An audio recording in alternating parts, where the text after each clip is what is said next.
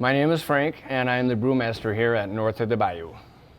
North of the Bayou, this is I think a special place for people to come for a couple of reasons. One, I think, because our beers, we've been told a couple of times along the way that we're the hidden gem of the brewing industry. Because nobody knows except our regulars and the little bit of word of mouth that went out. And so anytime we get a new person in, they're like, "Oh, you brew here?" And we're like, "We sure do." And then little word of mouth travels again. I think that it makes us a special place because there's so many craft beer hounds out there that are searching for new places, that this is, I think, going to hit home for them, especially with the local people, because a lot of them don't even know we brew until all of this. And so it's going to attract some people, and they're going to find out just how much of a hidden gem we really are in the end. So our bartenders really put in some effort to learn a bit about the beers so that they can talk about them and even go to the extent of having a taste test so they know when they're talking about it, they know what they need to project about that beer and stuff. If there's ever a question, I'm almost always on hand, and so I can fill in. But otherwise, they do just a super job of keeping up on that.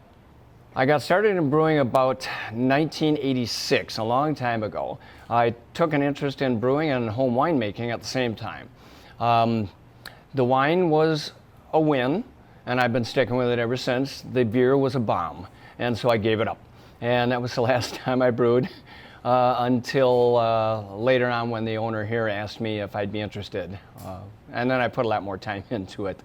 As brewing goes, as in some other forms of professions, it's a learning experience all the time. I don't have a full handle on it. I don't think anybody does, honestly. I was told by a brewmaster one time that you can ask any question you want. He said, "We all know something, we just don't know everything." So I don't have a handle on it all, but I got a pretty good start. Typically, the four major components of a brew are the grains, water, yeast, and hops. As any recipe styles go, they vary a little bit on the amount of grains, the style of grains going in. You'll have caramel grains, you'll have some bready grains, that sort of thing. Different hop varieties to get the different character out of it, and different yeast. Really is the yeast that makes the beer.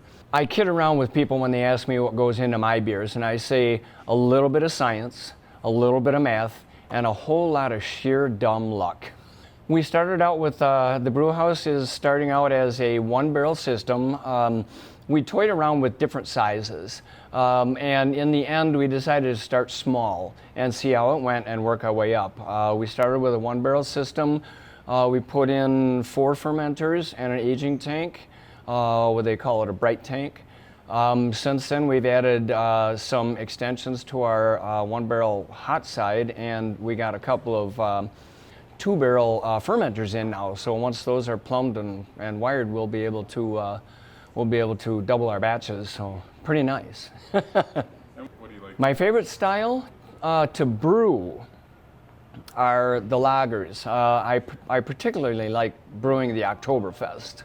It's one we keep bringing back every year, and it's just very welcome.